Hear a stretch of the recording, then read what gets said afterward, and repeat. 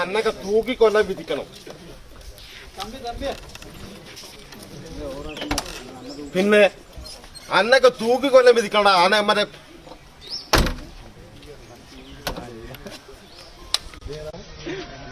അല്ലെ കല്ലെറിഞ്ഞ് കൊല്ലണം. അന്നൊക്കെ കെട്ടിയിട്ടുണ്ട്. മുമ്പ് വന്നാടല്ലോ ഇത് ഉണ്ടാവില്ല. ബാക്കി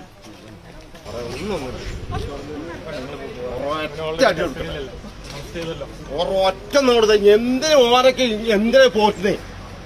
എന്തിനാ ഓനൊക്കെ പോറ്റുന്നേ? ഇങ്ങനത്തെ മനുഷ്യന്മാരെന്തിനാ പോറ്റുന്നത് നിങ്ങൾ സാറേ? ഇവരൊക്കെ എന്തിനാ പോറ്റുന്നേ?